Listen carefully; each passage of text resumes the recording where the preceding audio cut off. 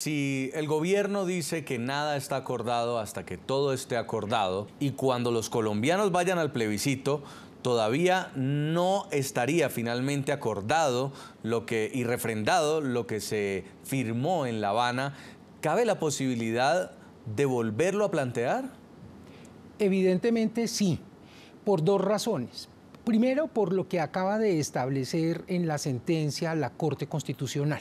Con meridiana claridad, la Corte Constitucional dice, al referirse a los efectos de los fallos, que una eventual desaprobación de este acuerdo del gobierno con las FARC produce como efecto solamente vinculación al presidente de la República, no para ninguna otra rama del poder público, y que en consecuencia el presidente de la República tiene bajo su facultad la posibilidad de negociar nuevamente con las FARC e incluso no necesariamente someter ese nuevo acuerdo mejorado, teniendo en cuenta lo que expresen los ciudadanos en las urnas, a referendo o no. Y por otra parte, no solamente porque jurídicamente no hay duda alguna que así lo establece la Corte Constitucional, sino porque la propia metodología que ha tenido el gobierno en esta negociación establece que efectivamente hasta que no esté la última palabra dicha, es susceptible de ser revisados los distintos acuerdos. Y la propia FARC, por lo que dice nuestro compañero de programa, ha expresado su voluntad de permanecer en el propósito de obtener un acuerdo con el gobierno y con la sociedad colombiana a pesar de que triunfe el no. Es decir, que está dispuesto a revisar lo que se ha acordado en virtud de una aprobación, de una victoria del no en estos acuerdos. Ahora, lo que es un poco extraño es que el gobierno sea el que nos invite a los ciudadanos a decirnos que no le creamos a las FARC cuando dicen que ellos se mantendrían en la mesa. Pues como lo dice el señor Ortiz, la Corte Constitucional ha publicado el texto completo de la sentencia sobre el plebiscito para la refrendación del acuerdo final de paz entre el gobierno colombiano y las FARC. Hemos preparado un informe para ello y en este texto la Corte deja abierta una posibilidad, y es de que en una eventual victoria del no en las urnas en el plebiscito haya una renegociación. Además, considera como obligatorio que las FARC depongan el uso de las armas y de la violencia antes de la convocatoria de este mecanismo de refrendación popular. La Corte es clara en señalar que no puede haber plebiscito en medio de acciones violentas de las FARC. Esto supone, como es apenas natural, que el grupo armado ilegal con quien se negoció el contenido del acuerdo deponga el uso de las armas y de la violencia como paso previo y obligatorio a la refrendación popular. Es lo que se denomina ordinariamente cese de hostilidades. Por lo tanto, no pueden estar en el terrorismo, no pueden seguir con la actuación delictiva. En otro aspecto de la sentencia, abre la posibilidad a una nueva negociación si gana el no. No es incompatible con que ante la negativa del pueblo, a través de las reglas del proyecto de ley estatutaria, se ponga a consideración del pueblo una nueva decisión con unas condiciones diferentes a las que inicialmente se pactaron y fruto de una renegociación del acuerdo anterior o la suscripción de uno nuevo. Incentivar el punto o el toque de guerra o volver nuevamente a buscar la efectividad del artículo 22 sobre la paz. La Corte además señala en un párrafo que los funcionarios no pueden presionar a los electores para que voten a favor de una de las campañas. La utilización del empleo para presionar a los ciudadanos a respaldar una causa o campaña política constituye causal de mala conducta. Los magistrados insisten en varios apartes que no se trata de una votación a favor o en contra de la paz, sino que se votará sobre un acuerdo entre las FARC y el gobierno.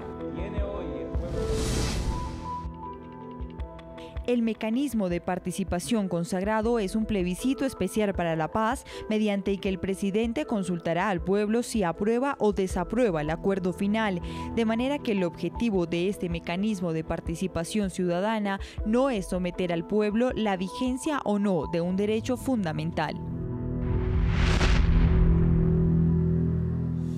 Congresista Federico Hoyos, del Partido Centro Democrático, es difícil pensar que el gobierno colombiano vaya a querer volver a la guerra si llega a ganar el no en el plebiscito, y muy seguramente vayan a tener que sentarse a evaluar qué fue lo que pasó, cuál es el resultado de las urnas. Pero a ustedes, a la oposición, el propio presidente Santos los ha invitado en repetidas oportunidades a sumarse al proceso, a ser parte de las sugerencias de estas negociaciones. ¿Por qué esperar a que haya un escenario como la derrota en el plebiscito para finalmente decidir poner sus puntos sobre la mesa? Bueno, Jason, yo primero respetuosamente discrepo de la utilización de la palabra guerra. Aquí hasta hace muy pocos años, incluso meses, se hablaba era de seguridad, ahora se habla de guerra. El dualismo guerra-paz, así se hizo en la campaña presidencial y ahora se pretende hacer en esta votación. Dicho esto, pasemos a su pregunta sobre por qué nosotros no nos montamos en el tren de la paz o en el bus de la paz como el presidente Santos supuestamente ha invitado. Una cosa es que nosotros nos inviten como partido de oposición a adherir a todo lo que está suscrito en este momento.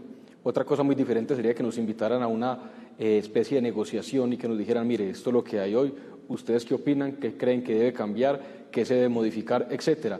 El presidente Uribe fue muy claro cuando dijo hace unas semanas que él estaba dispuesto a sentarse, a ser parte de la negociación, siempre y cuando se revisaran y se reabrieran los capítulos de justicia y de participación política. Inmediatamente la respuesta fue tajante por parte del gobierno, dijo no. Entonces, ¿qué nos quieren? ¿Qué quieren con nosotros?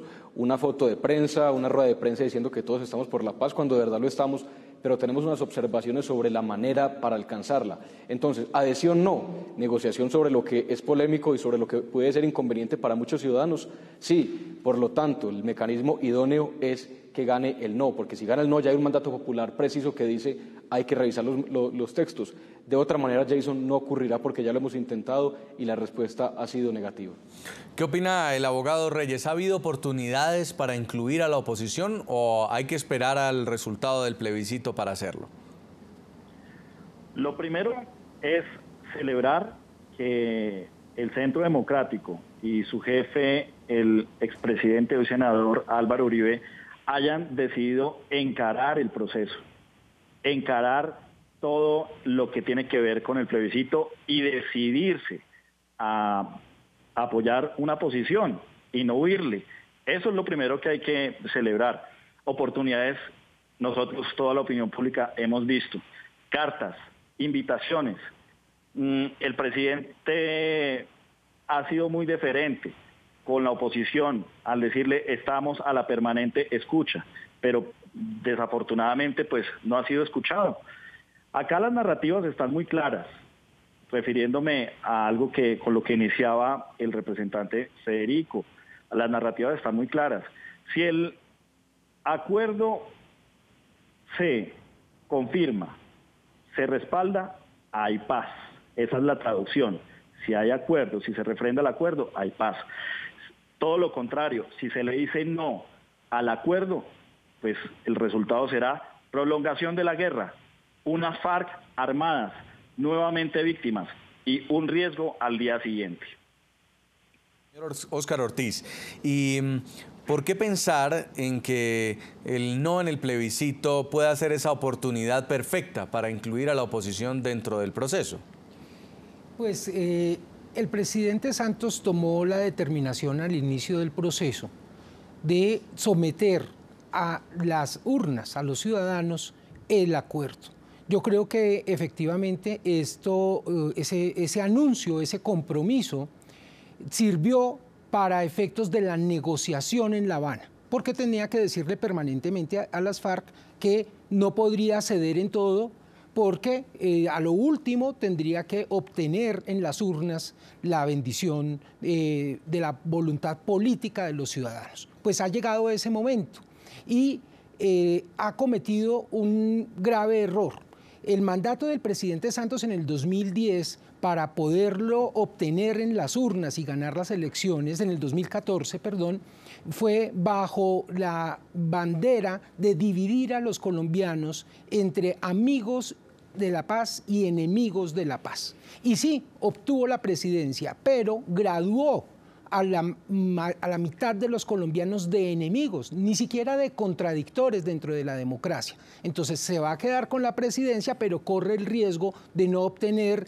una bendición en las urnas para el proceso de paz, porque ha maltratado y graduado de enemigos simplemente a unos contradictores. Ahora bien, la responsabilidad ahora está en cabeza de los ciudadanos. Y no se le puede decir a los ciudadanos, contra lo que ya analizamos antes en el programa, contra la sentencia de la Corte, contra la propia metodología de la negociación establecida por el gobierno y las FARC, que ahora el no es el infierno, o decirle a la gente que el sí es el cielo. No, no es eso no es así. No se puede establecer seriamente, lealmente en este debate ese panorama. Los ciudadanos estamos abocados a tomar una decisión ilustrada y está muy claro por lo que dice la sentencia de la Corte, por la metodología del acuerdo, que puede haber una renegociación y que efectivamente el no puede ser una mejor paz. Pues vamos a hacer una primera pausa, pero ya regresamos para hablar de lo que ha sido esta campaña del plebiscito que ya comenzó, aún sin tener una reglamentación.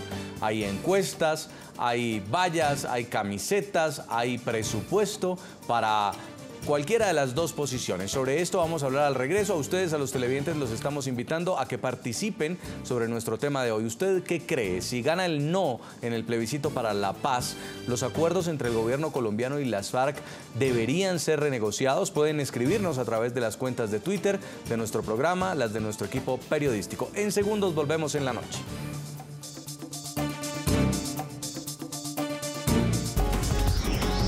Ya regresamos con La Noche.